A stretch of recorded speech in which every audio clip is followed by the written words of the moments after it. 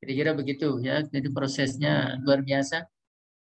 Akreditasi ini luar biasa prosesnya.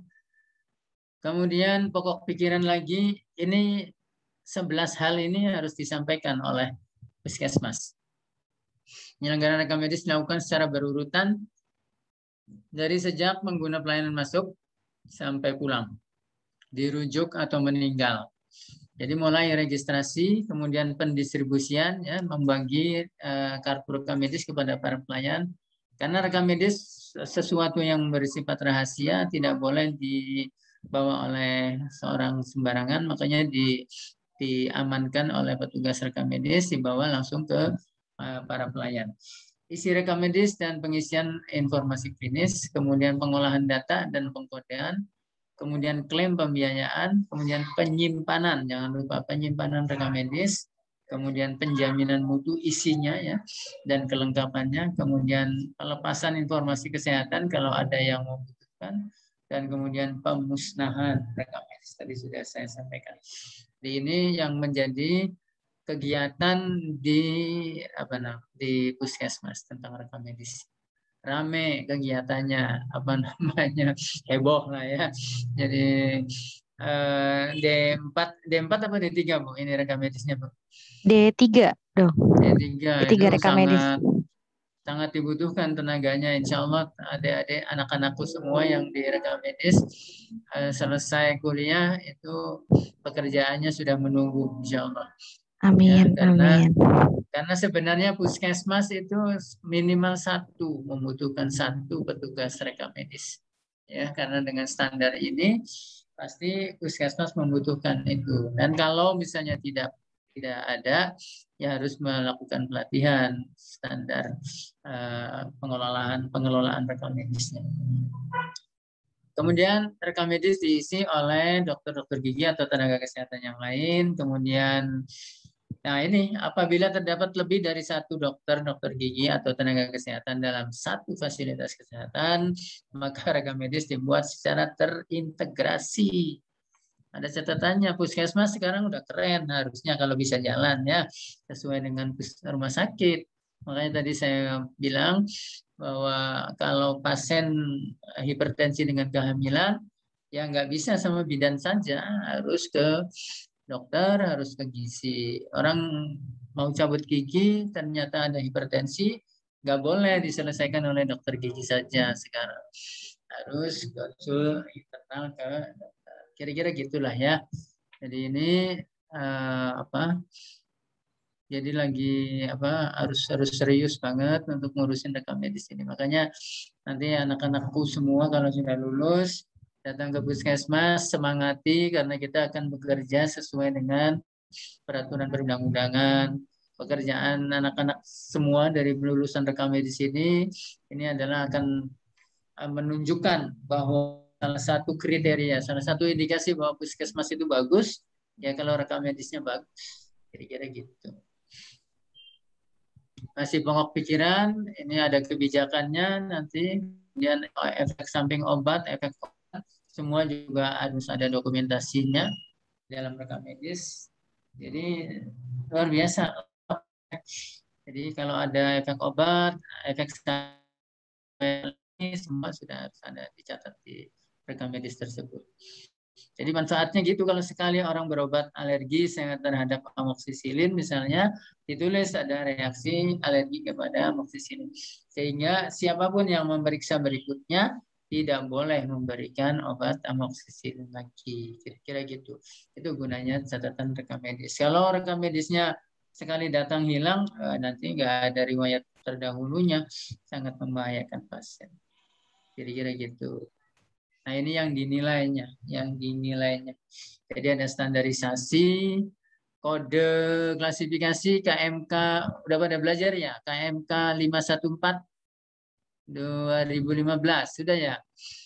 Itu untuk Puskesmas, itu ada 144 penyakit yang di Puskesmas.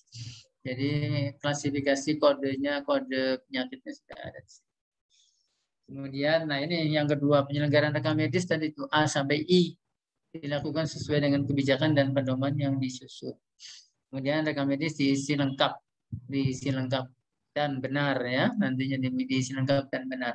Pada saat melihat rekam medis, kalau contoh begini, di belakang ada tulisan salep hidrokortison, tapi di depan tidak ada catatan S-nya, tidak ada catatan keluhan gatal. Di O-nya nggak ada rincian bagaimana makula atau papula dari tubuh si orang tersebut. Kemudian tiba di A-nya juga. Kadang-kadang kan di puskesmas kan sudah ngobrol batuk pilek apa segala macam. Bu, saya ada gatal Bu, minta obat kan dong, salep dong. Nah, langsung diberikan aja salep hidrokortison. Harusnya kalau kita memberikan hidrokortison, berarti dari awal diceritakan gatalnya ada enggak, keluhannya, gatalnya di mana. Baru ada diagnosanya, asesmennya dermatitis, baru di belakang tulisannya ada salep hidrokortison. Kira-kira gitulah ya. Jadi lengkap, urut-urutan SOAP-nya benar gitu. Ya, kemudian ini saya sampaikan ada contoh format rekam medis di di puskesmas.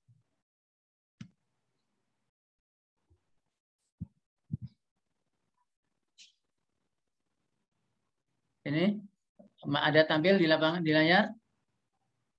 Ya, sudah tampil, Dok. Ya, tampil ya. Nah, ini salah satu contoh. Salah satu contoh ada di Kabupaten Cirebon ya. Kabupaten Cirebon alhamdulillah sudah sama, jadi dimanapun puskesmasnya isinya sama. Jadi di sini intinya ini ada S subjektif, ada objektif, ada asesmen dan ada planning.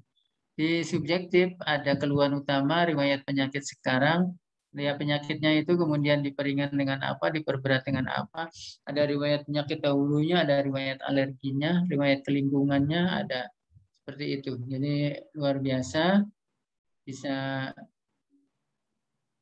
lengkap gitu. Kemudian di objektif ada keadaan umumnya, kemudian pemeriksaan fisiknya, kemudian pemeriksaan penunjangnya ada.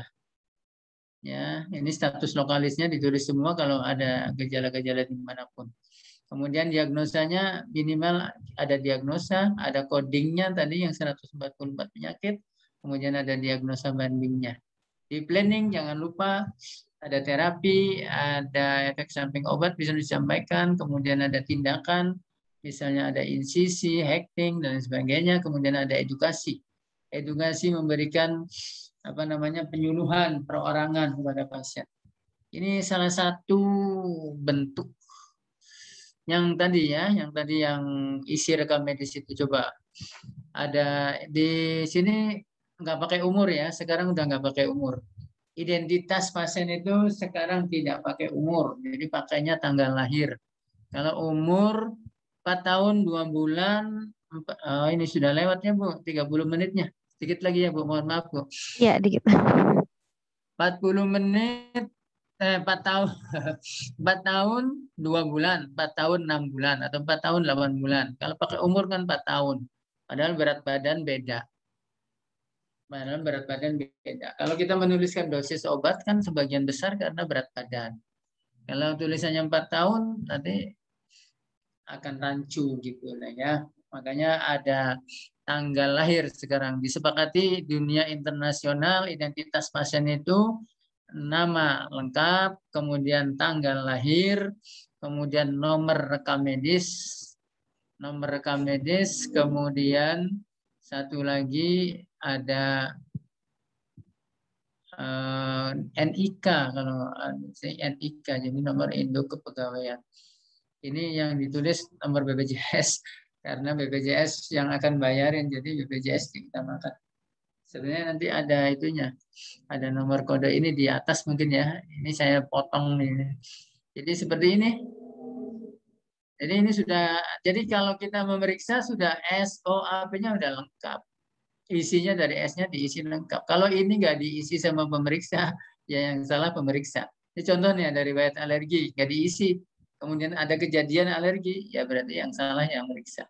Karena Kabupaten Cirebon sudah membuat format seperti ini, sudah luar biasa. Jadi sudah dari sisi format sudah sangat oke gitu, sangat, ya mudah-mudahan sangat, artinya dekat dengan Permenkes. Kemudian yang berikutnya yang saya sampaikan lagi ada ini di Puskesmas ada kajian Ibu, ada anak-anakku semua, ada kajian namanya kajian awal data pasien, ada kemudian ada contoh-contoh apa namanya general concern. Jadi kalau kita mau melakukan pemeriksaan pelayanan apapun ada yang namanya general concern. Kemudian di tengah perjalanan misalnya ada tadi harus hecting, harus pasang implan, harus apa misalnya. Nah, itu pakai inform consent tersendiri. Mau merujuk pakai inform consent, beda ya, beda dengan general consent. Kalau general consent itu yang sifatnya umum. Kalau misalnya mau dirawat, ya Bu, general concern ini mau dirawat. Nah, pada saat nanti dirawat, kemudian dilakukan tindakan-tindakan khusus, itu nanti menggunakan inform consent. Ini sudah seperti itu ya, dari akreditasi yang terbaru sudah seperti ini. Jadi luar biasa menuntun Puskesmas untuk kembali ke Sirotol Mustaqim gitu, ke jalan yang lurus ya, supaya jangan ada masalah.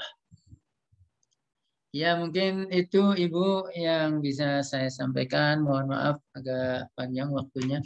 Ya sebenarnya sih saya kalau cerita ini di Puskesmas bisa sejam 2 jam Bu. Ini di apa namanya di buru-buru sehingga bisa masuk di 30 menit. Mungkin itu yang bisa saya sampaikan. Mohon maaf bila ada hal-hal yang kurang berkenan, nanti bisa dikembangkan di tanya jawab boleh. Enggak, terima kasih. Sekali lagi terima kasih. Wassalamualaikum warahmatullahi wabarakatuh. Waalaikumsalam warahmatullahi wabarakatuh. Terima kasih Dok atas paparannya.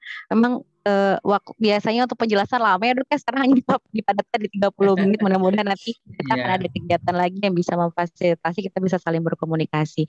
Izin Dok, nanti untuk sesi tanya jawab akan dibuka di sesi 2 setelah nanti paparan dari narasumber yang kedua. Untuk selanjutnya adalah narasumber kita yang kedua, ini Ibu Ana Rosa. Ini dosen saya, sering sekali bertemu dengan saya juga, bertemu via tatap muka ya Bu Ana ya. Kita belum bertemu secara fisik, mudah-mudahan nanti pandemi segera berakhir, kita bisa ketemu. Untuk materi Bu Ana ini adalah manajemen rekam medis dalam akreditasi Puskesmas. Kita sudah sering melihat Bu Ana malam itu memberikan materi tentang rekam medis karena beliau juga saat ini masih aktif di DPD Formiki Jawa Timur. Selamat siang Bu Ana, sehat Bu Ana ya. Kita bertemu lagi. Sebelum kita mulai ke materi, izinkan saya membacakan CV beliau terlebih dahulu. Bu Ana saat ini masih aktif sebagai tadi sudah saya sampaikan Ketua DPD Formiki, Dewan Pimpinan Daerah Formiki Jawa Timur, kemudian sebagai anggota MKE Profesi PMIK. Kemudian beliau juga aktif sebagai dosen MIK dan RMIK. Kemudian beliau juga aktif sebagai ketua panitia rekam medis dan saat ini juga aktif sebagai wakil ketua komite etik dan hukum rumah sakit. Tetap beliau juga aktif sebagai mediator di fasilitas pelayanan kesehatan. Jadi untuk nomor telepon sudah ada di dalam materi beliau. Jika teman-teman atau Bapak Ibu ingin berkonsultasi juga bisa silahkan. Mungkin tanpa berpanjang lebar karena waktunya sangat mepet dalam waktu 30 menit, mudah-mudahan bisa tersampaikan sekali informasinya. Saya persilakan kepada Bu Ana untuk materinya.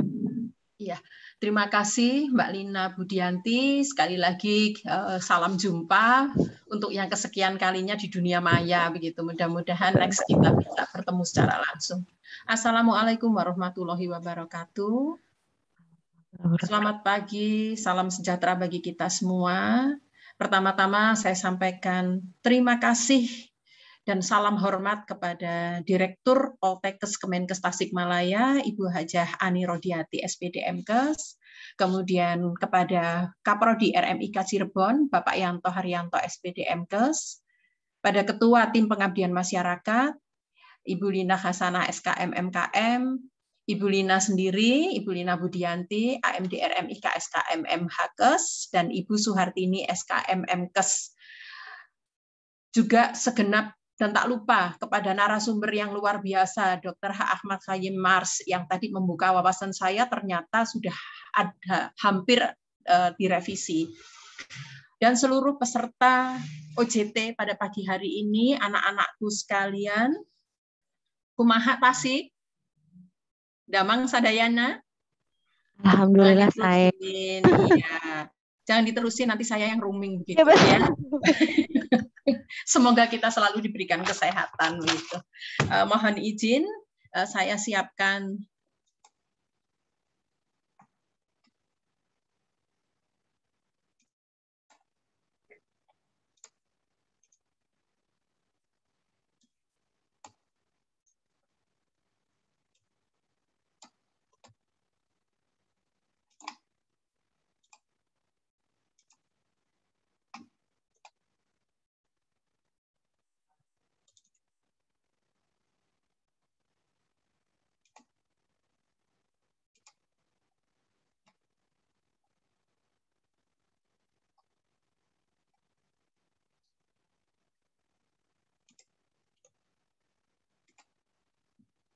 Apakah sudah terlihat, Mbak Lina? Sudah Bu, sudah terlihat Bu. Oke, baik. Tadi sudah diperkenalkan oleh Mbak Lina tentang aktivitas saya. Kita langsung saja akan berbicara tentang manajemen rekam medis dalam akreditasi puskesmas, gitu ya. Ketika kita berbicara, seringkali yang dibicarakan adalah akreditasi rumah sakit. Pada saat kita ngomong akreditasi pada zaman dulu, dengan terbitnya PMK 46 2015, barulah terjadi kebingungan di sana sini begitu. Wah, ternyata puskesmas juga butuh akreditasi gitu ya. Nah, bagaimana dengan pelayanan rekam medis? Nah, mengapa sih hal itu terjadi? Karena tidak semua puskesmas itu punya PMIK. Nah, ini pada saat saya diundang beberapa dinas kesehatan untuk memberikan pelatihan kepada teman-teman di sana, dari sekian yang hadir, itu hanya mungkin 1-2 saja yang punya. Satu contoh di salah satu kabupaten di dekat Surabaya, ya, saya sebut saja di daerah Madura. Dinkes mengundang, tidak ada satupun di situ yang PMIK. Nah, ini adalah sesuatu yang akhirnya memberatkan. Yang kedua, kalau toh mereka ada yang bekerja di puskesmas, rata-rata teman-teman PMIK itu tidak bekerja sesuai dengan porsinya. Ini terbukti pada saat evakem beberapa tahun yang lalu. Mereka yang tidak lulus dengan evakemnya, saya tanya, mengapa kamu tidak lulus? Karena mereka mengatakan, Bu, saya tidak bekerja sesuai dengan kompetensi saya. Yang ketiga, jumlah lulusan tidak merata. Tadi yang disampaikan oleh Pak Khayyim, Dr. Khayyim, itu adalah harusnya 1, puskesmas itu cuma 1. Rata-rata mereka begitu lulus memilih adalah bekerja di rumah sakit, sehingga puskesmasnya agak terabaikan. Kemudian pengadaan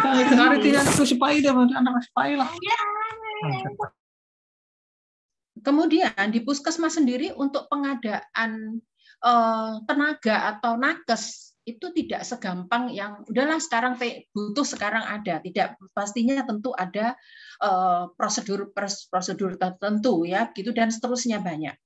Sehingga kalau kita berbicara tentang akreditasi puskesmas ini memang menjadi suatu hal yang menarik.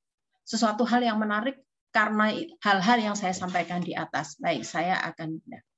Sebetulnya apa sih akreditasi itu? Beberapa pendapat, itu merepotkan aja Bu, dulu nggak ada akreditasi juga nggak apa-apa sih. Perlu nggak sih akreditasi itu? Atau kita berpendapat, oh penting banget. Tadi saya satu quote yang saya catat dari apa yang disampaikan oleh Dr. Khayyim adalah sebetulnya akreditasi itu tidak hanya memperbaiki vaskesnya saja, tetapi justru memperbaiki diri kita sendiri. Mengatakan diri kita adalah kita semua yang ada di dalam satu kesatuan sebagai pelayan kesehatan. Nah, ini akreditasi itu berbicara tentang mutu. Nah, mutu itu tidak akan tercapai mau kita buat segala sesuatu yang baik-baik, yang idealis-idealis di dalam kertas, tetapi ketika kita tidak mampu mewujudkan atau memanage diri kita sendiri, nah itu adalah seperti yang tidak ada apa-apa. Kita tahu bahwa paradigma, ini saya ambil dari Riskesdas, hanya untuk memperlihatkan bahwa pelayanan puskesmas ini luas. Nggak melulu orang sakit seperti yang di rumah sakit, walaupun rumah sakit sekarang itu sudah ada beberapa pelayanan-pelayanan yang sifatnya adalah edukasi. Tetapi puskesmas ini 70 sehat, 30-nya mengeluh sakit. Artinya apa? bahwa puskesmas agak sedikit berbeda dengan rumah sakit itu di dalam hal sasarannya.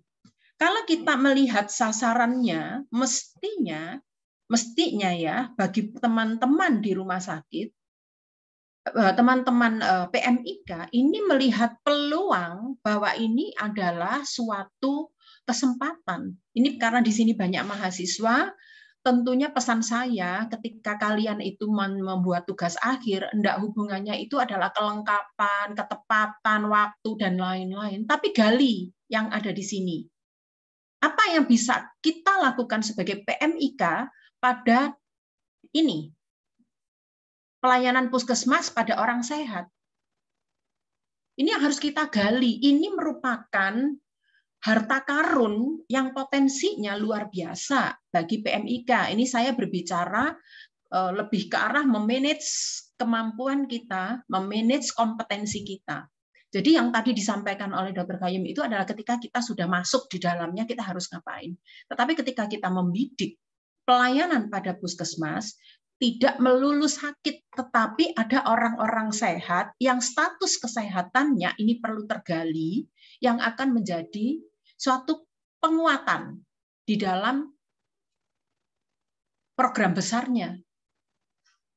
Bagaimana bisa menerapkan suatu derajat kesehatan nasional ketika data-data itu tidak tergali. Banyak hal ketika data itu tidak tergali, akhirnya melenceng. Nah, area kita, nanti kita akan melihat kompetensi kita adalah bagaimana kita menggali harta benda itu sebagai sumbangsih kita kepada negara. Supaya pemerintah menetapkan program juga benar. Saya prihatin ketika ada beberapa teman itu, ini karena pengalaman saja, menanyakan tentang data. Ibu sudah mengerjakan sistem informasi yang ini, begitu. Saya dikirimin dong Excel-nya. Nanti saya ubah dikit-dikit, saya kirimkan, yang penting pokoknya saya ngirim. Ini tentu membuat saya geleng-geleng dan membuat pengen nangis. Kok begini ya? Nah ini ya teman-temanku, anak-anakku, jadi janganlah kita membuat hal-hal yang seperti itu. Kalau tadi yang disampaikan, apa kewenangan kita di dalam akreditasi, di dalam sistem kesehatan, ini kita pengolahan data, kita penyedia data, menggali data. Kalau kita mau berbicara mutu, mulai capture sampai distracting terhadap rekam medis kita. Tadi saya melihat hampir isi rekam medis pada saat Dr. Gayem menerangkan tentang pokok pikiran, hampir sama dengan rumah sakit, di mana dibutuhkan kompetensi kita sebagai seorang perekam medis dengan baik. Nah, ini penguatannya. Jadi kalau tadi saya tidak banyak, ada promotif, ada preventif. Ini adalah bagaimana akreditasi ini dapat dilaksanakan. Akreditasi tingkat pertama ini meningkatkan mutu pelayanan secara berkesinambungan. Kalau kita berbicara mutu, tentu tadi sudah saya sampaikan berbicara tentang diri kita sendiri. Ini yang saya ambil bahwa ada beberapa, yang terakhir adalah untuk peraturan perundang-undangannya, saya mengambil akreditasi puskesmas pada Peraturan Menteri Kesehatan nomor 2 tahun 2019. Itu. Barangkali nanti kalau ada koreksi Dr. Gayem tentang peraturan perundang-undangan, karena yang terakhir saya mendapatkan ini. Nah, saya lewati saja. Kalau kita berbicara, karena kita berbicara mutu, peningkatan mutu melalui akreditasi itu berbicara tentang SDM, maka saat ini yang saya sampaikan adalah bagaimana SDM ini di dalam peraturan perundang-undangan. Pada Permenpan nomor 30 dikatakan bahwa formasi jabatan fungsional perekam medis, nih, di puskesmas terampil 5 orang dan ahli 2 orang. Permenpannya belum dicabut. Artinya bahwa bisa saja ini yang dipakai. Tetapi kita lihat, fasilitas pelayanan kesehatan lain terampil 2 orang, ahli 1 orang. Ini berapa? RSU itu bisa sampai 100. Kalau tidak salah ini 50-80 untuk kelas A, kelas B sampai dengan 50, 35 sampai dengan ini, dan seterusnya.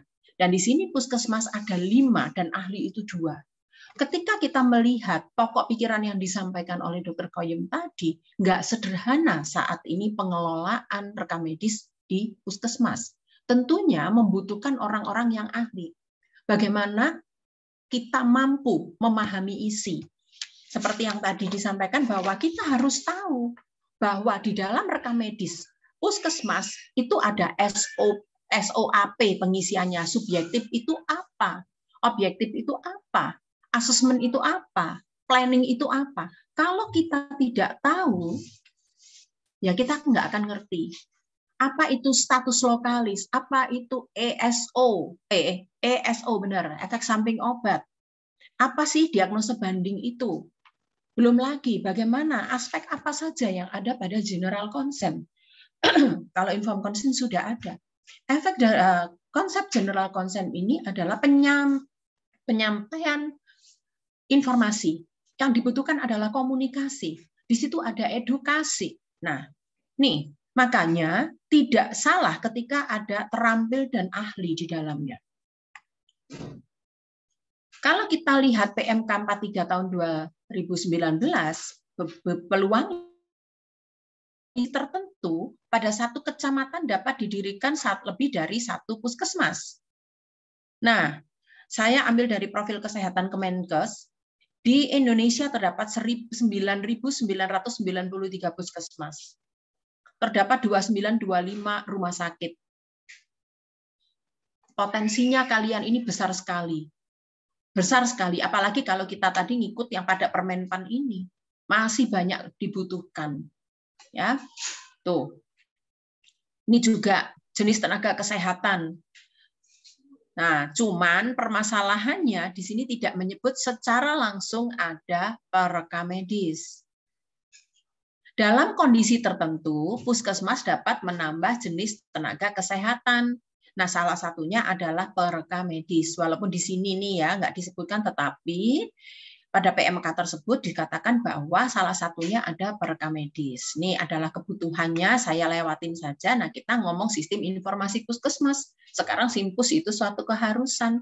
Apa yang harus di-manage benar-benar adalah informasi. Seperti yang tadi saya sampaikan, informasi. Bagaimana kalian itu bisa mengumpulkan data, mengolah data, menyajikan data dengan tepat. Kalau misalkan pasien datang nih, misalkan dengan keluhan nyeri perut, ini contoh misalkan, ternyata appendicitis itu. Dilakukan misalkan pembedahan begitu ya di rumah sakit. Lalu di tengah jalan dia kena COVID misalkan saja. Mana yang menjadi diagnosa utamanya? Orang ini meninggal. Apa menjadi data mortalitasnya? Beda. Diagnosa utama adalah alasan dia. Kita tahu di dalam WHO menyebutkan bahwa penegakan diagnosa utama adalah mereka yang research-nya itu paling banyak. Jadi ditegakkan. Saya enggak ngajarin di sini ada Dr. Toyem. Saya sungkan nanti kalau ngomong tentang penegakan diagnosa. Tetapi sebagai seorang perekam medis, kompetensi itu harus dimiliki. Datang dengan nyeri perut, misalkan abdominal pain. Tetapi dilihat dari hasil widalnya, dia ternyata cukup tinggi untuk penegakan diagnosa tipes abdominalis, misalkan seperti itu. Dokter menuliskan observasi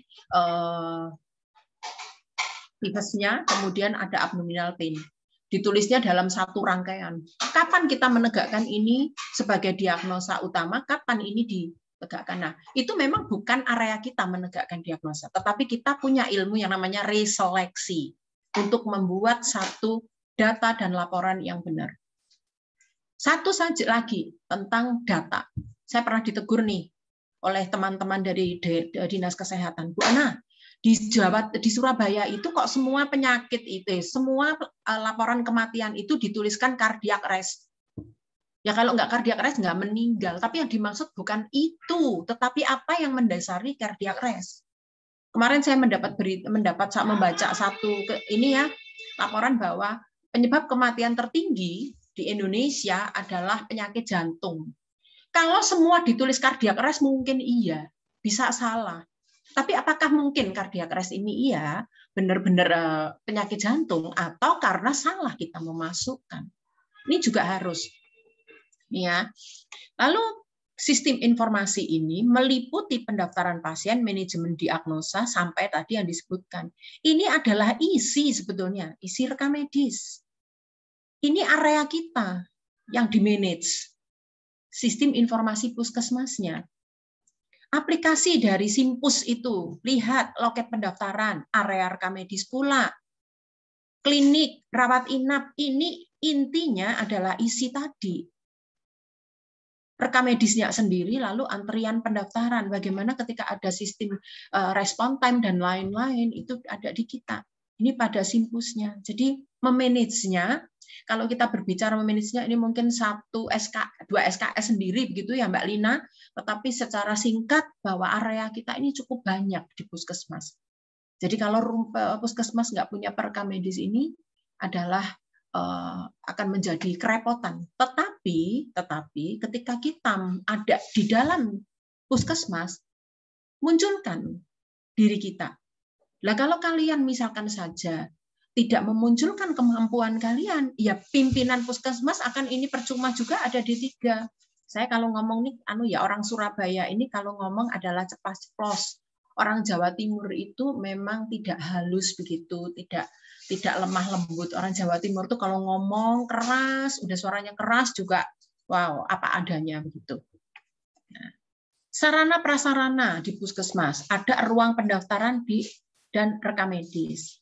Tetapi seringkali bahwa ruang penyimpanan rekam medis ini kurang memperhatikan keamanan, kerahasiaan maupun privasi, sehingga tidak tersedia. Keterangannya ini menurut saya tidak match. Terdapat pemisahan prioritas antrean, tetapi padahal rekam medisnya sendiri ini harus memenuhi persyaratan keamanan, kerahasiaan, juga ada privasi di dalamnya. Tuh, ada pencatatan dan pelaporan. Kalau secara manual ada buku, siapa yang harus mengerjakan? Ini adalah teman-teman dari rekam medis. Tuh. Nah, ini kita berbicara tentang, kalau saya masih memakai yang 9 tadi, kalau Dokter Gayum tadi ada 5, tetapi saya masih menggunakan acuan yang 9 ini. Tetapi intinya bukan perkara 9 atau 5, tetapi pemahaman kita setiap standar perubahan apapun, itu tidak akan mengurangi kompetensi kita di dalam standar pelayanan rekam medis. Apapun itu. Boleh pelayanan itu mau 9, mau berapa dulu, saya mengikuti akreditasi itu baru 5 saja. 5 pelayanan saja. Lalu berubah sampai 16. Kemudian akreditasi yang pertama, lalu yang kedua dengan Senar 1-1. Semua mulai dari akreditasi yang pertama sampai ini, saya ikutin semua. Karena saya sudah 37 tahun bekerja di rumah sakit. Sebagai seorang perekam medis praktisi, sampai sekarang saya sudah purna tugas, namun masih membantu di panitia rekam medis maupun di komite etik dan hukum. Itu ada suatu perubahan dan perkembangan. Apapun itu ada perubahan dan perkembangan, dan jangan takut untuk menghadapi perubahan maupun perkembangan tersebut. Intinya, apapun itu. Nah, area rekam medis dalam instrumen akreditasi puskesmas, kita tahu tadi sudah dijelaskan juga, bahwa pelaksanaan pekerjaan rekam medis itu kita menggunakan acuan ini, walaupun saat ini sedang di dalam revisi. Bagaimanakah mengakreditasi diri kita sendiri? Kita punya acuan PMK 55 tentang penyelenggaraan pekerjaan perekam medis. Itu kita mengakreditasi diri kita sendiri. Ada Permenpan, di situ rinci jabatan fungsional perekam medis harus bisa ngapain. Boleh sekali-sekali kita buat self-assessment terhadap diri kita sendiri melalui Permenpan. Belum lagi ditambah KMK nomor 312 tahun 2020 tentang standar kompetensi, dan ada SKKNI. Sekali-sekali kita mengakreditasi diri kita sendiri itu dengan pelaksanaan pekerjaan ini, apakah kita memang mampu? Jadi jangan menunggu kalau misalkan kita bekerja di vaskes apapun, mau pratama, mau itu puskesmas, mau itu rumah sakit kelas C, D, C, B maupun A, bahwa ini yang perlu di-asesmen sendiri, yang perlu di-manage adalah diri kita sendiri, begitu. Dan ini adalah kompetensi, yang mendasar adalah profesionalisme yang luhur, etika, dan legal. Ini adalah dasarnya untuk dapat mencapai pada kompetensi-kompetensi yang lain. Oke, ini kita lewati karena saya yakin kita sudah pernah mendapat. Ini standarnya untuk menjelaskan pohon kompetensi. Tetapi dasarilah diri kita sendiri itu dengan profesionalisme, etika. Sudahlah anak-anakku, sebagus, sepinter apapun ketika kita tidak mampu bekerja dengan profesional, dengan etika, nothing. Seperti tidak ada apa-apanya. Saya mempunyai beberapa anak buah, ada yang biasa-biasa saja, ada yang cuma lulusan SMA, ada yang IPK-nya tinggi. Saya katakan bukan merendahkan, kalian mencapai IPK tinggi itu harus, dan saya yakin anak-anakku di Politeknik Tasik ini luar biasa. Tetapi yang saya mau katakan adalah contoh ini. Pada saat bekerja, yang dibutuhkan itu orang punya etika, kejujuran, mau bekerja sama, ada humble, kerendahan hati, komunikasi yang efektif, itu semua ada di dalam ini. Komunikasi efektif ini tidak hanya pada pasien, tetapi pada teman. Ketika salah, mau mengakuilah kesalahan. Saya sedikit cerita sharing, mohon izin Mbak Lina, saya kurang berapa menit supaya bisa mengatur waktu. Ada waktu sekitar 10 menit lagi, Bu. Oke, terima kasih, masih bisa bercerita. Suatu ketika saya masih di tahun 84, kalian belum lahir anak-anakku, begitu. Saya sudah bekerja. Waktu itu saya bekerjanya itu bukan sebagai perkamedis. Karena waktu itu belum ada. Tahun 84 itu masih berupa pelatihan-pelatihan. Saya belum jadi seorang perkamedis. Saya masih hanya seorang resepsionis di rumah sakit. Resepsionis pekerjaannya begitulah, banyak hal. Nah, satu ketika saya itu membersihkan, ini di tempat kami, kebiasaannya adalah kita membersihkan tempat kita bekerja, ngelap meja sendiri, nyapu sendiri. Itu adalah disiplin yang diajarkan di tempat saya bekerja. Jadi nggak ada yang namanya OB dan lain-lain. Nah, pada satu saat saya membersihkan meja pimpinan saya, vas itu jatuh. Dan saya tahu vas itu kristal. Saya sudah setengah mati. Aduh, ini nanti kalau mengganti saya baru bekerja, baru 1 bulan saya bekerja. Kemudian saya bekerja 1 bulan kok sudah, kalau orang Jawa ngomong biayaan atau gegabah ya, nggak hati-hati begitu. Saya tunggu pimpinan saya sampai akhirnya saya menghadap, dan disitulah saya sudah pasrah. Udah deh, saya dikeluarin ya sudah begitu. Saya menghadap kepada beliau, Ibu, mohon maaf, saya tidak hati-hati. Saya tadi memecahkan vas milik ibu yang ada di meja. Maksud saya membersihkan meja, saya pindahkan supaya tidak jatuh. Ternyata malah jatuh dan pecah. Saya sudah siap untuk menerima kemarahan, tetapi ini adalah harta yang mendasari saya bekerja sampai saat ini. Apa yang dikatakan beliau, ini menjadi luar biasa bagi hidup saya. Vas itu mahal dan bagus. Tetapi mahal dan berharga, dia bilang gitu. Tetapi bagi saya yang lebih berharga adalah kejujuran kamu dan mau mengakui kesalahan. Itu melekat sampai saat ini.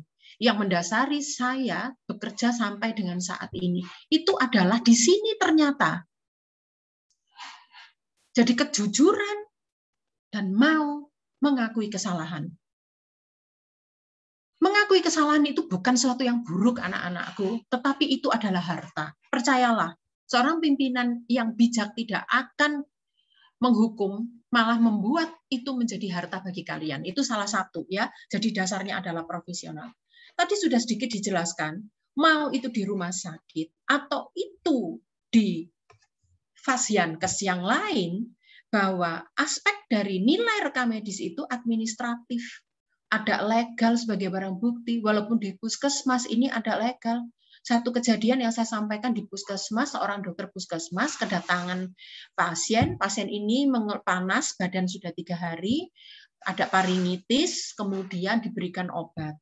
Salah satu yang diberikan itu adalah amoksisilin, gitu ya, yang dimana obat itu banyak sekali dipakai. Udah. Nah, pasien tidak tergali dan pasien tidak paham. Tidak tergali dan tidak paham tentang alergi, efek samping obat dan lain-lain itu tadi tidak tergali dengan baik. Nanti yang akan dilihat bahwa anamnesa tadi yang saya lihat pada contoh formulir, pengkajian itu penting. Nah, ketika kalian melihat, membuka, pengkajian bukan milik kalian untuk mengisi. Tetapi ketika kalian tidak tahu apa yang harus diisi di pengkajian, ini malapetaka. Jadi pahamilah apa yang dituliskan. Pahamilah apa yang dikerjakan oleh orang lain. Belajar untuk paham. Nah, apa yang mau saya ceritakan di sini? Pasien tersebut ternyata mengalami alergi sampai dengan Stevens-Johnson syndrome. Karena pasien tidak paham bahwa itu reaksi alergi, dibiarkan. Datang lagi puskesmas sudah dalam keadaan yang payah. Dirujuk ke rumah sakit daerah, dirujuk lagi ke rumah sakit provinsi. Dan akhirnya pasien ini meninggal. Rekam medisnya dilihat dan dokter tadi ini dipersalahkan karena tidak ada inform konsen untuk pemberian antibiotikanya tersebut. Bayangkan. Pertanyaan waktu itu dari ID dan dari kepolisian menggelar suatu acara dan saya kebetulan diajak oleh, kalau Mbak Lina pasti kenal dengan beliaunya ya, Bu Gemala Hatta. Saya diajak, beliaunya ikut, waktu itu beliau sekretarisnya KKI, Konsil Kedokteran Indonesia, diajak datang, dan kemudian dia telepon saya untuk mengikuti. Nah, ini ditanyakan karena apa dokter tersebut, mana inform konsennya?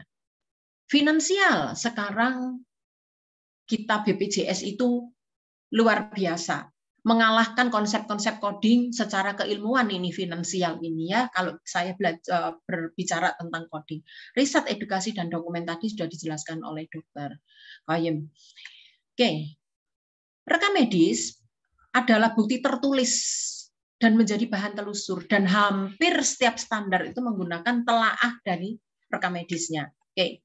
Bagaimana menyiapkan akreditasi secara manajemen? Baca instrumennya, cermati setiap instrumennya.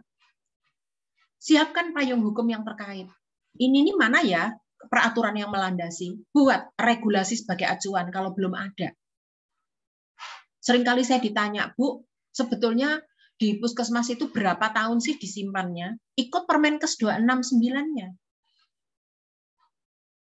Kalau toh memang, Bu, rumah sakit kami ini produk unggulannya adalah pelayanan kepada HIV/AIDS.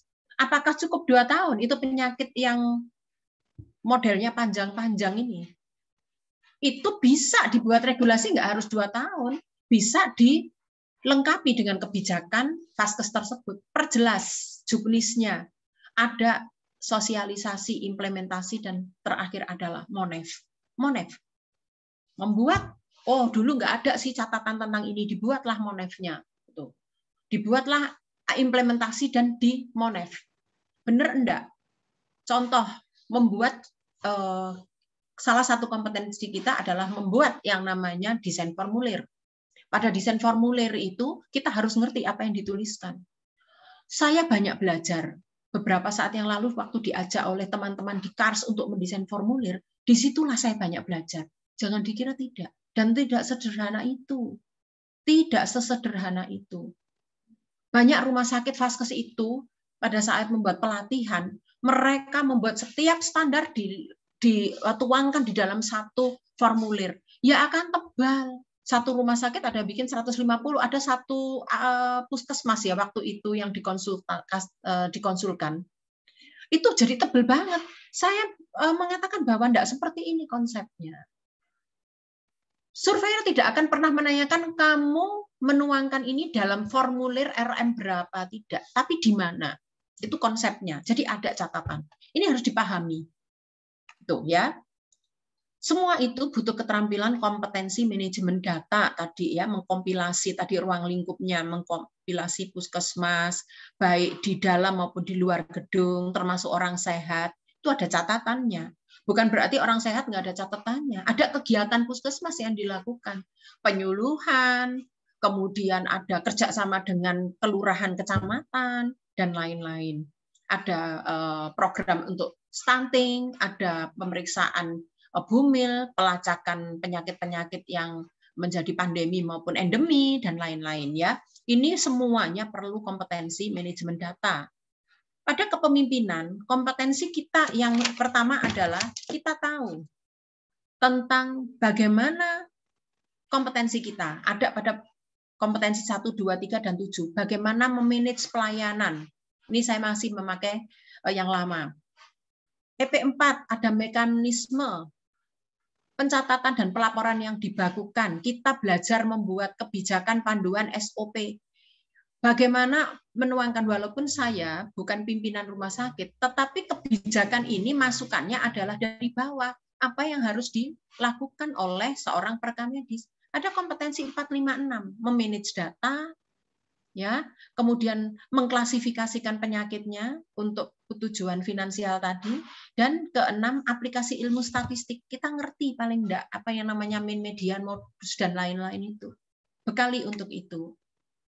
Ada identifikasi, saya kira ini bisa saya persingkat karena tadi sudah disampaikan oleh Dr. Qoyim bahwa ada identifikasi. Ada pengumpulan penyimpanan. Apakah iya pasien itu begitu aja, setiap datang dibuatkan. Nah, ketika ada alergi dan lain-lain, kemarin dikasih obat apa? Kesinambungan ini penting.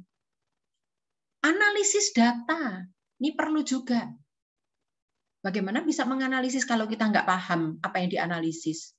Prosedur pelaporan, pengelolaan, dan lain-lain.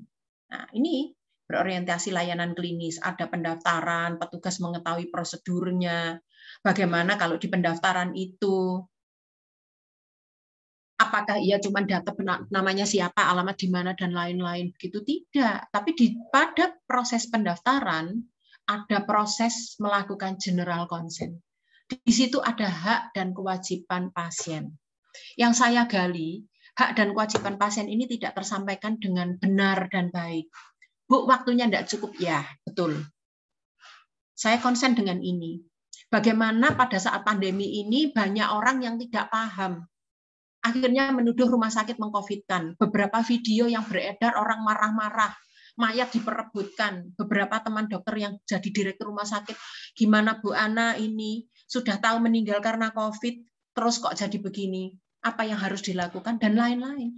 Kalau pasien itu diberikan edukasi yang baik, yang pada 70% tadi, tugas puskesmas, kita sebagai nakes itu kontribusi di sana. Gitu ya. Nih, hak kewajiban pasien yang saya sampaikan tadi. Identifikasi informasi, telaah rekam medis, tertutup maupun terbuka. Ternyata ini tidak hanya di rumah sakit. Tertutup itu setelah pelayanan, terbuka itu pada saat pelayanan. Tidak hanya dokter menuliskan ada tulisannya saja, tetapi isinya bagaimana. Satu contoh, saya menelaah rekam medis. Pengkajiannya itu lengkap. Pada saat menelaah pengkajian tentang respirasi, sistem respirasi. Pasien datang mengeluh sesak, digunakan O2 masker, di puskesmas pun bisa itu dilakukan. Di dalam pengkajiannya dikatakan bahwa respirasi masalahnya ada nggak? Tidak ada. Nggak match. Sudah tahu pasien ini sesak dikasih O2, tetapi di dalam pengkajiannya ngomong tidak ada masalah. Lah ini ya namanya, kalau orang Surabaya mengatakan, Joko Sembung naik becak, begitu ya. Nggak nyambung. Jadi antara pengkajian dengan kondisi nggak nyambung. Ini kalau kita nggak ngerti apa sih pengkajian itu, ya nggak akan tahu. Isi dari rekam medis itu kita harus pelajari, gitu ya. Ada SOAP tadi sudah disampaikan. Apa sih yang namanya subjek itu? Apa sih yang namanya objek itu? Bagaimana kita bisa mengkaji, menganalisis rekam medis itu kalau subjek, objek, asesmen, planning tidak diketahui? Pemeriksaan itu keluhan segala macam itu dinamakan apa? Pemeriksaan ditutul-tutul itu pakai stetoskop, pakai tensi, diraba nadinya, itu objek apa subjek? Asesmen itu apa? Nah, ini harus kita paham semuanya. Bukti pelaksanaan inform consent. Ini semua adalah pokok pikiran yang tadi disampaikan oleh Dr. Qoyim, begitu. Jadi kita paham isinya. Satu kata yang saya rangkum dari pokok pikiran itu, kita paham terhadap pekerjaan yang dilakukan oleh PPA. Paham dalam arti bukan ikut melakukan, tapi paham apa yang dituliskan. Karena area kita adalah mengumpulkan data dan mengolah data menjadi informasi. Itu areanya kita. Resume medis sampai dengan bukti pelaksanaan ini penting. Sampai dengan anestesi dan monitoring. Apakah tidak pernah dilakukan anestesi di puskesmas? Kasus-kasus tertentu perlu. Kita mau cabut gigi di puskesmas, ada pelayanan gigi. Dikasihkan anestesi kok. Apakah tidak ada risiko pada anestesinya? Ada, pasti. Saya pernah soalnya cabut gigi, perawatan gigi, dikasih anestesi dulu. Ini nggak tebel, tapi saya nggak dengar 3 bulan. Kemungkinan masuknya nggak benar di situ. Itu adalah risiko. Dan itu harus diterangkan secara, saya nggak nuntut. Karena saya sudah paham bahwa kemungkinan aja bisa. Kemungkinan ini itu ada. Tuh ya. Tuh, pelaksanaan pengkajian dan lain-lain ini ternyata lengkap loh. Ini di mana di akreditasi puskesmas. Ternyata tidak jauh beda dengan rumah sakit. Jadi kita ngerti, benar sekali lagi. Jadi tidak berpanjang kata, begitu peran PMIK dalam akreditasi FKTP tidak jauh berbeda dengan akreditasi rumah sakit. Jadi nggak ringan, sama. Apalagi tadi yang disampaikan bahwa baik saya maupun Dr. Gayem bahwa pekerjaannya rekam medis itu saat ini banyak banget, gitu. Optimalkan kompetensi diri. Sekali lagi bahwa akreditasi itu bukan soal mutu rumah sakit saja, tetapi tidak akan pernah tercapai mutu rumah sakit atau paskes atau puskesmas kalau mutu diri kita sendiri itu belum ada. Akreditasi yang pertama adalah mengakreditasi diri sendiri. Bukan hanya peningkatan mutu, namun peningkatan mutu diri kita sendiri. Dan satu hal yang sama, goal kita adalah patient safety. Mau itu rumah sakit, mau itu puskesmas atau vaskes yang lain. Nomor 1 yang dikedepankan adalah patient care atau patient safety. Pasiennya selamat. Gitu. Nah, saya akhiri penyampaian saya dengan what's dangerous is not to evolve. Yang bahaya itu kalau tidak ada perkembangan. Jadi kita sebagai mahasiswa, porsi kita adalah belajar sebanyak-banyaknya. Ketika yang sudah bekerja adalah berkembang. Tidak hanya dibatasi dengan kompetensi yang sempit, tidak hanya dengan pekerjaan kita yang sempit, namun harus melalui itu. Saya yakin anak-anakku, teman-temanku pasti bisa. Begitu yang bisa saya sampaikan. Terima kasih dan selamat belajar maupun menyiapkan akreditasi di puskesmas. Mohon maaf bila apa yang saya sampaikan ada yang kurang berkenan. Dan itulah kelemahan atau kekurangan sebagai manusia, karena yang sempurna hanya milik Allah semata. Terima kasih dan saya kembalikan kepada Mbak Lina sebagai moderator. Ya, terima kasih Bu Ana atas banyak sekali informasi, kemudian sharing juga terkait tentang persiapan akreditasi di Puskesmas. Nah, untuk sesi selanjutnya, saya persilahkan kepada teman-teman audiens yang hari ini hadir dalam kegiatan pengabdian masyarakat untuk bisa langsung bertanya, bisa kepada Dr. Qoyim selaku narasumber 1 atau langsung ke Bu Ana selaku narasumber 2. Untuk sesi pertama mungkin saya langsung berikan kesempatan kepada para teman-teman peserta OJT, yaitu dari Puskesmas Wilayah Kota Cirebon.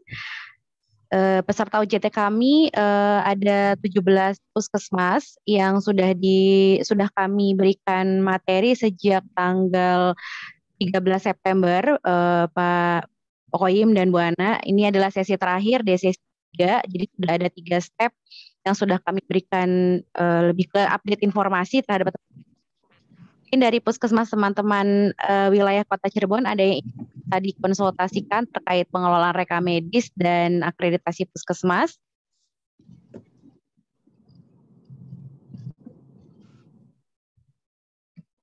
Jadi puskesmas teman-teman peserta OJT.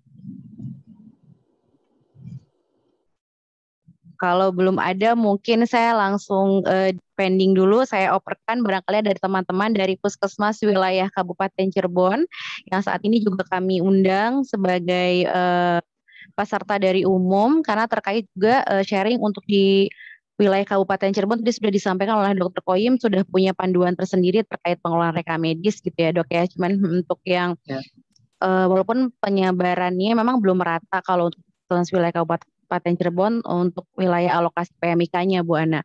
Oh di sini sudah ada Bu Reni dari peserta OJT kami dari Puskesmas Penggambiran Kota Cirebon.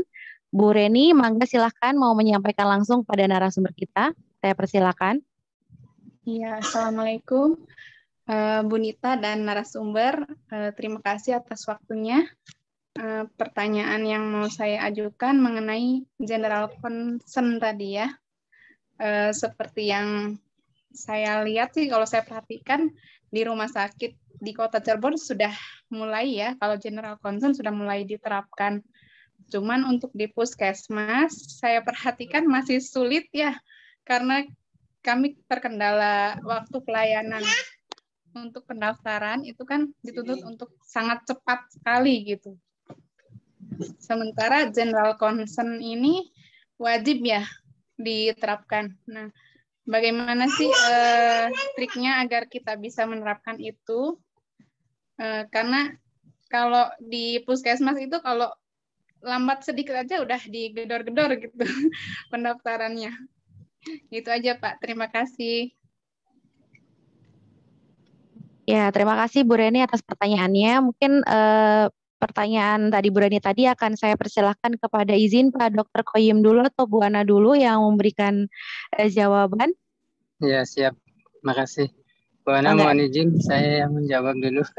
Silakan Dokter. Ini Bu Nita, saya geser posisi nih pakai HP nih lagi di jalan karena ada acara lagi, jadi mohon maaf, mudah-mudahan masih bisa terdengar ya. Masih jadi, terdengar Dok. Di instrumen yang baru yang 5 bab itu general concern, informed concern itu sangat dipikirkan gitu, sehingga sedapat mungkin puskesmas itu bisa menerapkan ya, bisa menerapkan. Jadi Mbak siapa tadi dari Penggambiran? Bu Reni.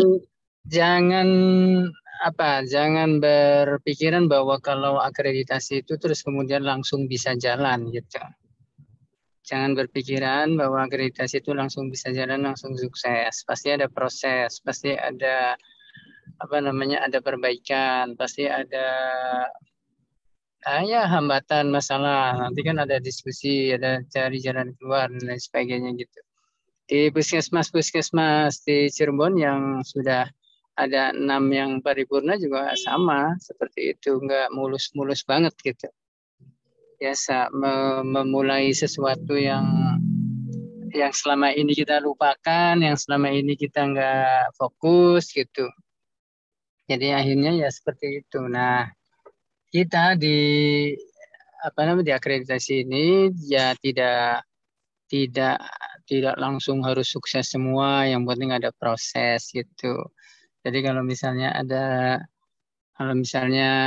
dia general concern ya dicobalah pelan-pelan. Misalnya kita mau mencoba itu nggak mesti harus semuanya 100 dipakai general concern. Awal-awal mungkin dicoba dulu beberapa pasien, dicoba gitu.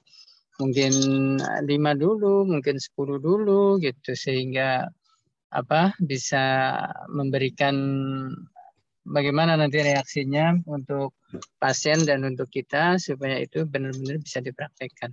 Jadi akreditasi itu nggak harus sukses dari awal ya. Yang penting kalau ada masalah, kalau ada kendala didiskusikan, kemudian dicarikan jalan keluar. Namanya PDCA. Jadi ada PDCA atau PDSA. Jadi ada plan, kita merencanakan nih mau mempraktekkan general consent. Terus kemudian pada saat dulunya dilaksanakan, oh ternyata ada masalah hambatan, pasien mengeluh karena lama dan lain sebagainya. Sehingga itu dievaluasi, dicek ya, dievaluasi kenapa ini.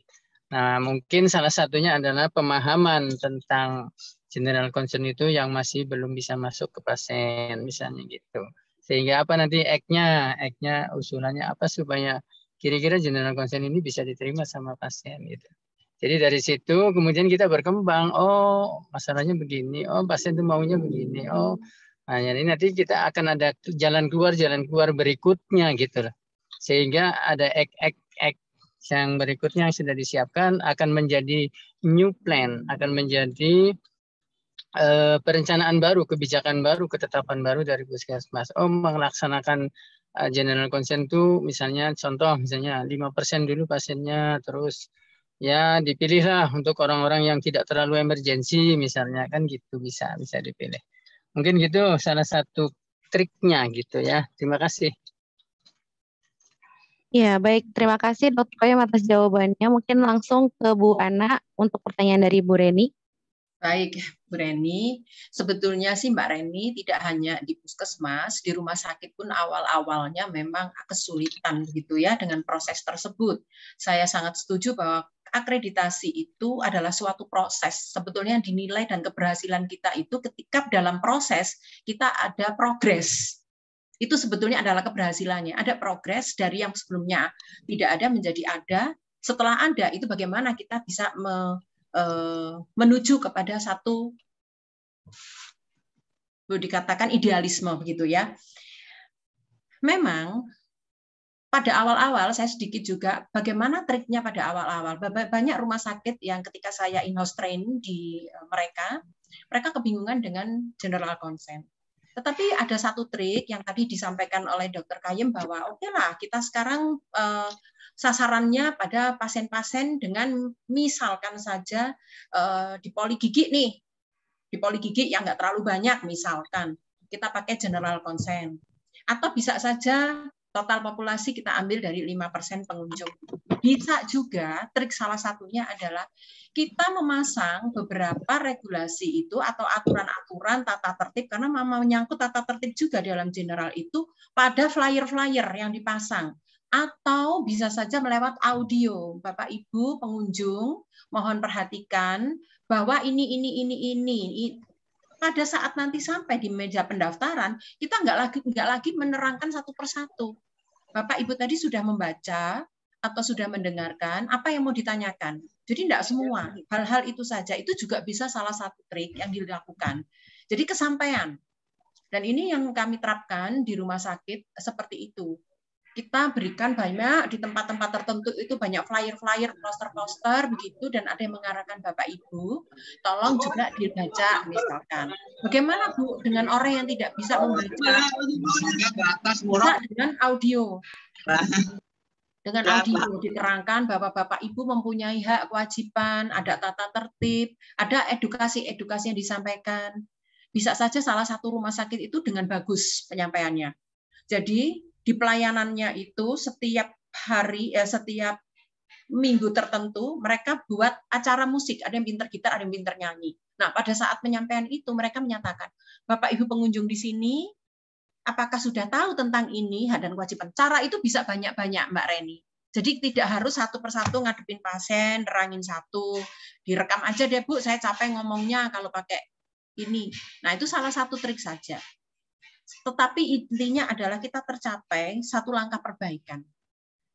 Itu dilakukan, lalu dilakukan evaluasi lagi, PDSA tadi. Ini berhasil tidak dengan cara begini, kalau enggak ya ganti. Kalau itu berhasil, ditingkatkan lagi sasarannya. Begitu mungkin Mbak Reni. Ya, tadi pemaparan dari narasumber untuk jawaban dari Bu Reni. Bagaimana Bu Reni? Umpan balik. Mudah-mudahan sudah terjawab ya. Jadi intinya memang bertahap ya. Yang saya simpulkan dari jawaban Pak Dr. Koyem dan Bu Ana itu memang bertahap. Ada progres dari perencanaan yang sudah dibuat ya Bu ya. Jadi ada perbaikan dari hari ke hari itu ada perbaikannya. Seperti itu. Walaupun saya juga menyadari bahwa teman-teman puskesmas, Bu Ana, Pak Koyem, ketika kita mendeklarasikan untuk pengabdian masyarakat, tadi juga sudah disampaikan oleh Bu Lina Hasanah bahwa sebetulnya biasanya kita tuh membuat pengabdian masyarakat itu Bu fokus di satu fasilitas pelayanan kesehatan. Apakah dia puskesmas A, kemudian tahun depannya B gitu. Nah, untuk tahun ini kita coba merubah paradigmanya, kita coba menyamakan persepsi dua terlebih dahulu oleh teman-teman PMIK biar kita satu persepsi, kemudian kita nanti bisa bikin goals-nya nih mau apa lagi nih gitu. Karena emang kesulitan teman-teman pasti terkait dengan waktu Bu Ana, Pak Koyim. Mereka sibuk dengan pelayanan setiap hari, kemudian belum lagi berjibakunya hanya sendiri rata-rata untuk di wilayah Cirebon gitu ya. Jadi itu yang akhirnya munculkan kami tim untuk mengadakan pengabdian masyarakatnya metodenya seperti saat ini gitu. Untuk pertanyaan tadi ya Bu Reni, ya oke berarti sudah mudah-mudahan bisa membantu tips dan triknya. Kita bantu semangat ya Mbak Reni ya, mudah-mudahan tahun depan kami dari Poltekkes bisa membantu teman-teman di Pegambiran juga untuk apa namanya ya, bukan memperbaiki ya, tapi membantu effort sistem pelayanan reka medis di sana. Mungkin selanjutnya, sesi selanjutnya tadi sudah di peserta OJT, kemudian teman-teman Puskesmas wilayah Kabupaten Cirebon, mungkin ada yang ingin bertanya langsung, konsultasi, dan apa ya, mungkin misalnya sharing informasi mungkin ada dari teman-teman Puskesmas wilayah Kabupaten Cirebon. Sambil menunggu mungkin teman-teman mahasiswa nih, anak-anak mahasiswa-mahasiswi program studi reka medis yang mungkin nanti juga untuk semester saat ini, baik itu di Poltekkes dan di mungkin di sini juga ada dari mahasiswa Mahardika juga. Semester ganjil ini kalau nggak salah akan terjun ke Puskesmas juga. Jadi mudah-mudahan kegiatan pengabdian masyarakat ini juga memberikan gambaran sedikit tentang pengelolaan reka medis di Puskesmas. Karena kalau untuk mata kuliah ya Bu Ana, Pak Koyim, untuk mata kuliah itu di D3 reka medis memang agak terbatas ya Bu ya untuk pengelolaan reka medis Puskesmas gitu. Karena lebih fokusnya banyaknya ke rumah sakit. Mudah-mudahan nanti ini juga bisa membantu. Mangga dari teman-teman mahasiswa ada yang bertanya?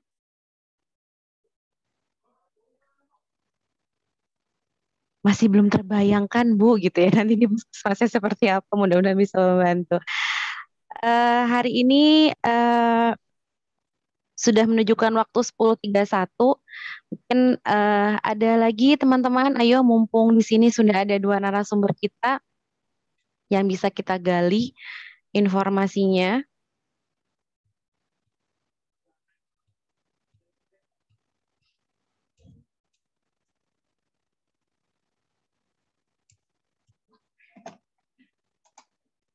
Oke, mungkin saat ini biasanya belum ada. Bu Lin Hasanah mau bertanya justru ya. Boleh nanya Bu. Ya bangga Bu Lin, silakan. Terima kasih.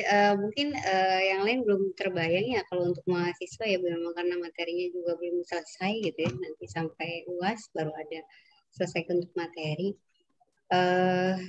Ini kan saya kembali menegaskan bahwa memang kita tuh pengabdian masyarakat ini memang atas permintaan Puskesmas yang memang tadinya itu di tahun 2018-2019 itu banyak puskesmas yang belum ada satupun tenaga reka medisnya sehingga penyelenggaraan reka medis gitu ya itu atas kebiasaan aja gitu, bukan berdasarkan teori, berdasarkan ke Permenkes, apalagi memang berdasarkan akreditasi gitu. Yang mau saya tanyakan, ini kan masih banyak nih puskesmas yang saya tahu di Kota Cirebon ya, karena memang kemarin kita studi pendahuluannya di Kota Cirebon. Itu saya lihat paparannya Pak Dr. Koyim, kemudian paparannya Bu Ana gitu.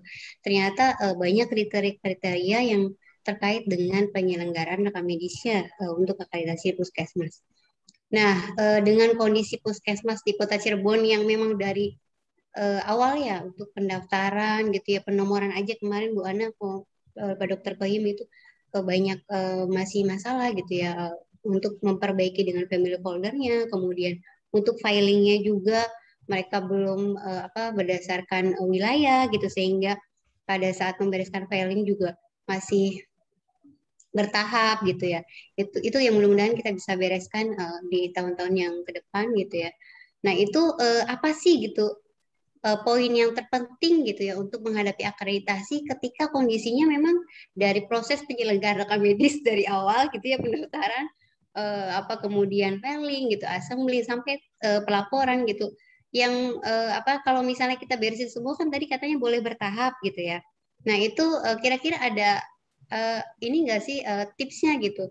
apa dulu nih sebenarnya yang memang perlu dan penting gitu untuk penyelenggaraan medis yang harus ada gitu di puskesmas dalam menghadapi akreditasi. Kalau memang lihat dari kriteria itu kan banyak banget ya gitu kriterianya gitu. Kalau semuanya kayaknya dalam satu waktu kayaknya harus bertahap juga gitu. Nah itu yang saya tanyakan. Terima kasih. Ya, terima kasih Bu Lina atas pertanyaannya. Mungkin sesi yang kedua ini pertanyaannya mau akan dijawab dulu oleh Bu Ana atau Pak Dr. Koyum dulu? Saya aja dulu, waktunya nanti mau habis. Ya, silakan dokter. Iya Mohon Bang maaf lah Bu Hasan. Ana ya. Enggak apa-apa dok. Ya, Saya yang tidak kemana-mana. iya. Ini udah ditunggu jam 11 sama acara lain. Oke, Jadi silakan. begini Bu Lina, apa namanya, ya sebenarnya di akreditasi kalau misalnya tidak ada pemenuhan sarana apa namanya proses di dalam penyelenggaraan akreditasi, kan surveyor nggak pusing-pusing gitu. Kalau ada ya mungkin dinilai 5 atau 10. Kalau tidak ada proses, kalau tidak ada bukti ya dinilai 0 gitu aja. Ya, itunya tuh, ya proses penilaiannya tuh. Terus kemudian mana yang harus didahulukan? Nah, itu di 38 kalau dulu di rekam medis 84 itu ya banyak ya dari mulai. Jadi begini, kalau format rekam medisnya belum SOAP-nya belum bunyi, itu pasti nilai rekam medisnya pasti jelek.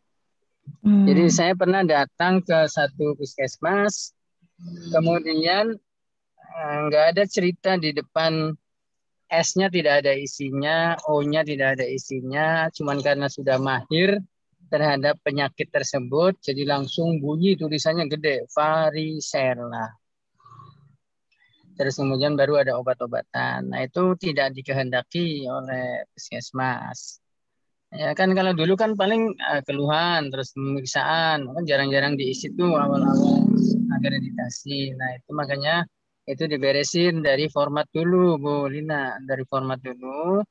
Kalau formatnya seperti yang sudah dikembangkan di Kabupaten Cirebon, insya Allah nanti akan akan teratur lah gitu. Pengisiannya jadi benar gitu. Jadi pernah saya datang ke puskesmas, kemudian pasien itu datang langsung, Bu timbang. Padahal ada saya tuh. Bu timbang. Timbang itu S atau O? Kalau di akreditasi timbang itu kan O. Harusnya nggak boleh. Pasien itu ditimbang dulu, kemudian baru dianamnesa. Sebagian besar puskesmas mendahulukan ditimbang karena praktis sambil lewat gitu. Timbang dulu. Nah, kalau formatnya tidak diberesin dulu, maka nanti isinya timbang badan itu di pertama. Berat badan, timbangan pertama, baru ditulis anamnesa keluhannya apa-apa gitu. Tapi kalau dengan format yang seperti dikembangkan di Kabupaten Cirebon, isinya timbang badan sudah ada tempatnya, isinya anamnesa sudah ada tempatnya, sehingga urut-urutannya nanti akan benar gitu. Jadi saya kalau lihat puskesmas formatnya tidak seperti itu, ya sudah agak males lah untuk menggali lebih lanjutnya itu karena tidak bagus gitu. Tapi saya selalu promosi. Jadi kalau sudah seperti itu, ini kalian nggak bisa nih SOP-nya nggak masuk. Makanya nih saya sampaikan format rekam medis yang harusnya seperti ini gitu. Saya kalau survei itu menilai tapi sekaligus memberi jalan keluar, membimbing. Jadi terus kemudian setelah saya beri, loh Pak, segini banyaknya formatnya. Ya iya kalau mau bagus seperti itu, saya bilang gitu. Jadi dari format dulu kalau menurut saya formatnya diberesin dulu format. Kemudian yang kedua, cara menyimpan. Cara menyimpan kodifikasi nomor. Kodifikasi nomor. Jadi nomor itu dikode ada ada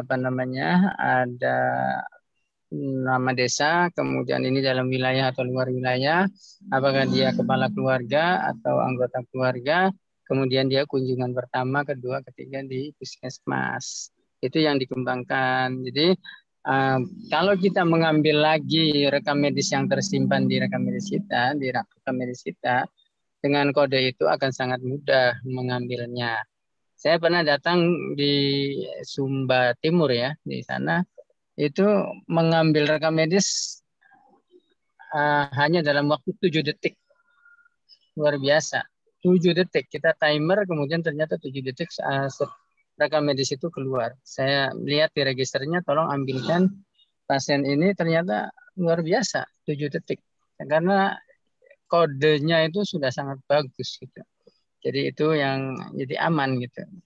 Sehingga tidak mungkin ada salah pengambilan rekam medis punya orang lain. Nah, ini yang sangat harusnya dikembangkan itu seperti itu. Jadi yang kedua penyimpanan dimulai dari membuat kode nomor dulu, nomor rekam medis kodenya diberesin dulu. Jadi supaya jangan ada salah masuk ke tempat lain karena nanti mencarinya susah.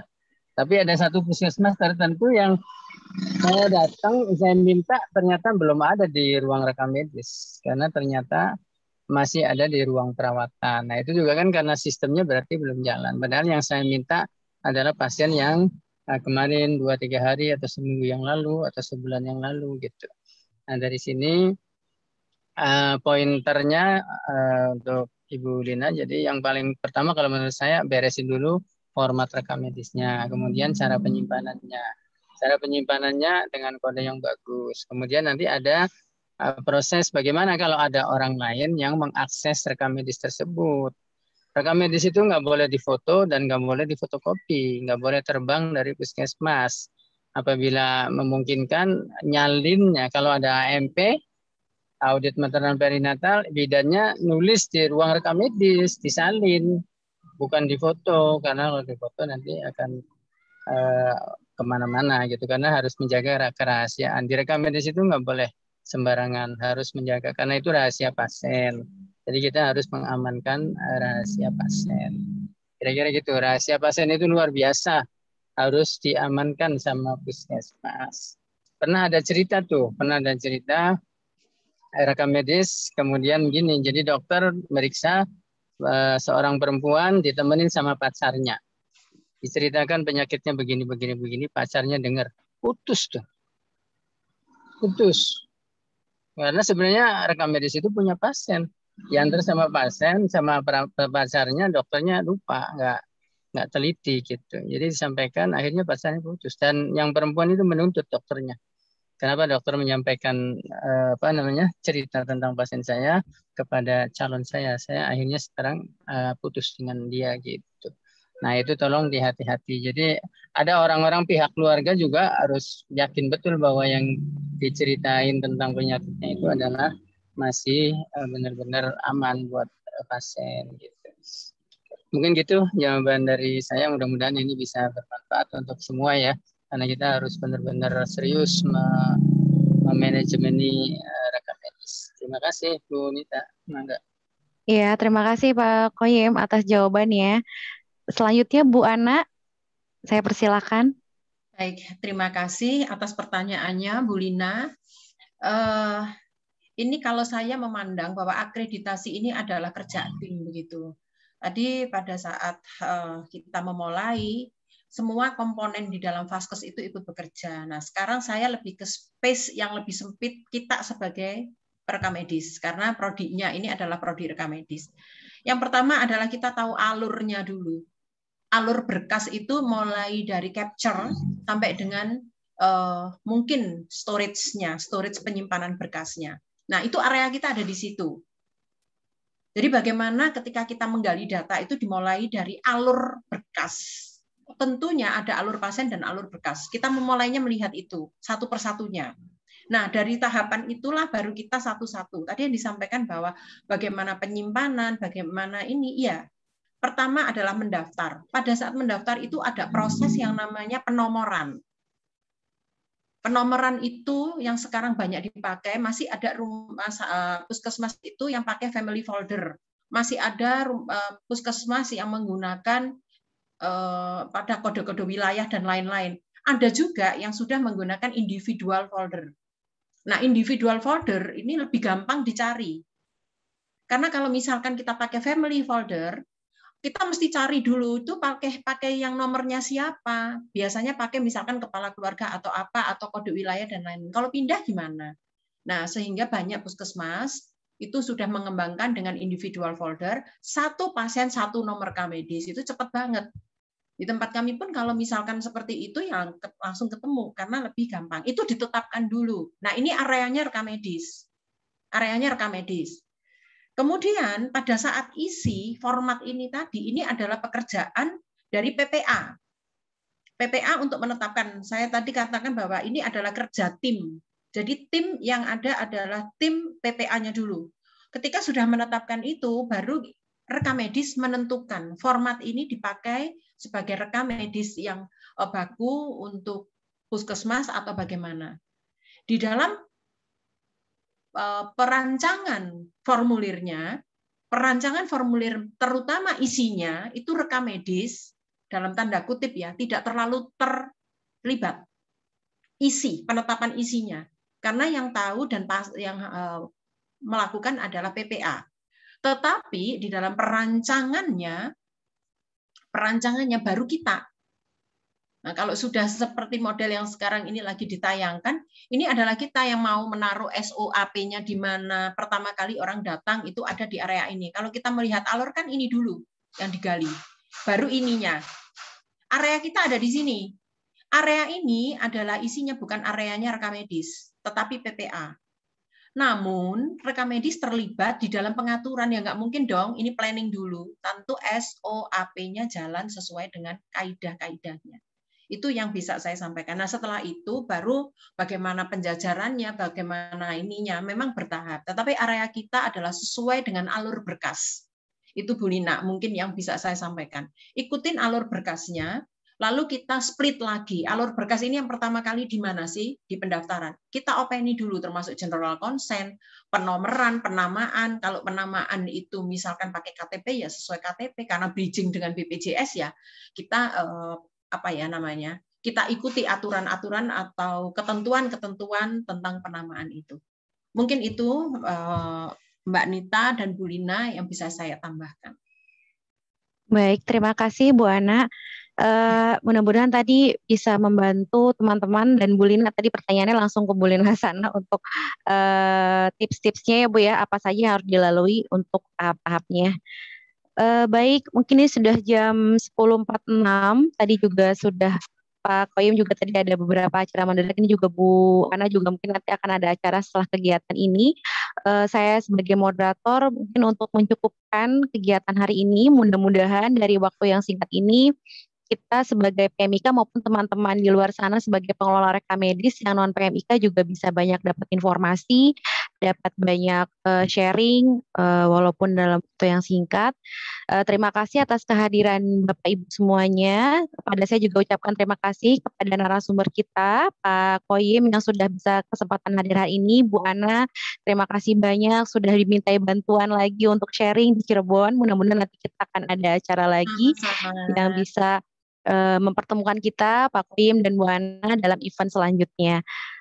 Saya kembalikan kepada host hari ini, MC, kepada Mbak Robiah. Saya kembalikan acara ini. Terima kasih. Baik, terima kasih kepada Bu Nita yang sudah memandu pemaparan materi dari kedua narasumber kita, yaitu Dr. Haji Ahmad Koyim Mars dan Ibu Anna Rosarini MDPK SHMH.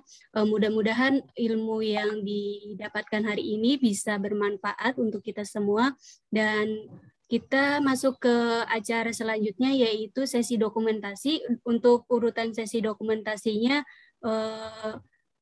kami minta kesediaan Bu Lina sebagai ketua tim pengabdian masyarakat untuk memberikan sertifikat kepada kedua narasumber kita secara simbolik. Untuk host mungkin bisa dibantu.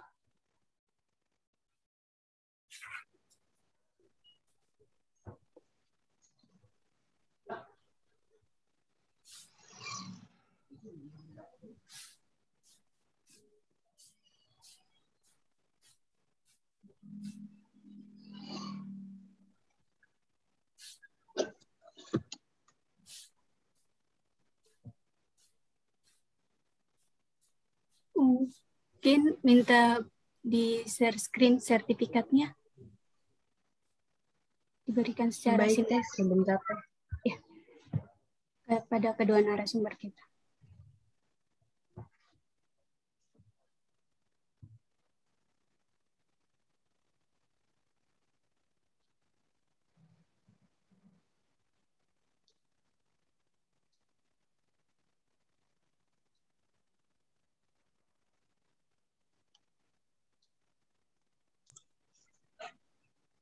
Belum di-share ya? Mohon ditunggu sebentar.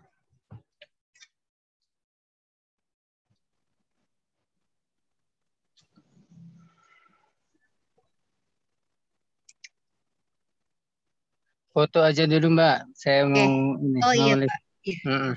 Mungkin di ini aja ya.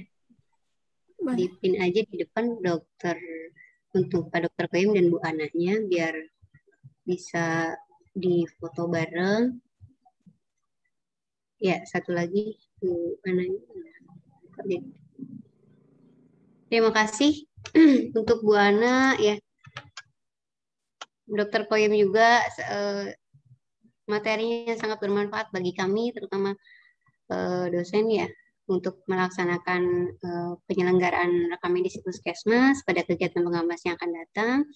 Kemudian juga mungkin untuk mahasiswa bisa menjadikan sebagai pengetahuan tambahan ya, bagaimana proses akreditasi di Puskesmas. Silakan untuk di foto dulu ya.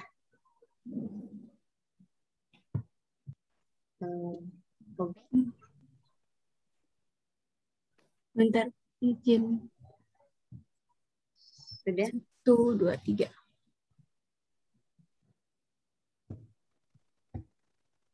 Sudah? Sudah? Terima kasih. Ya, terima kasih Oke, untuk semuanya.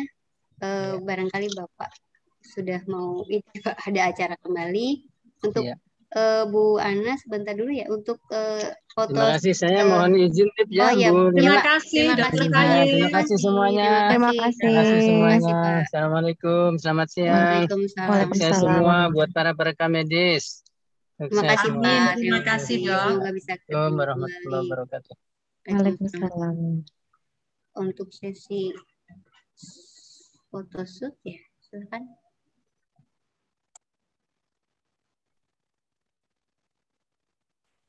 Tunggu Ibu.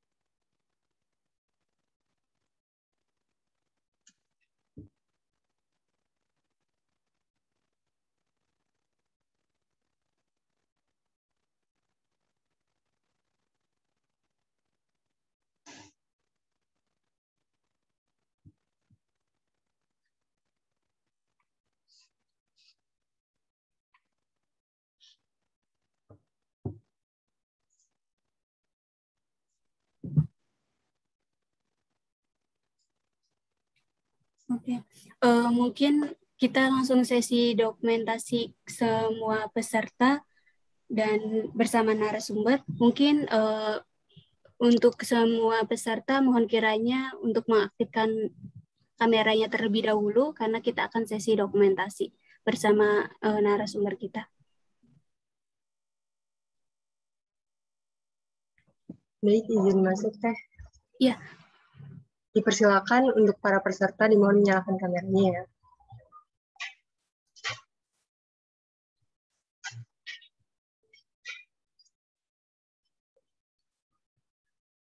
Mungkin langsung saja dimulai ya Teh. Boleh. Untuk slide pertama, 1, 2, 3. Slide kedua, 1, 2, 3. Slide ketiga, 1, 2, 3. Slide keempat, 1, 2, 3. Slide kelima, 1, 2, 3. Sudah Teh?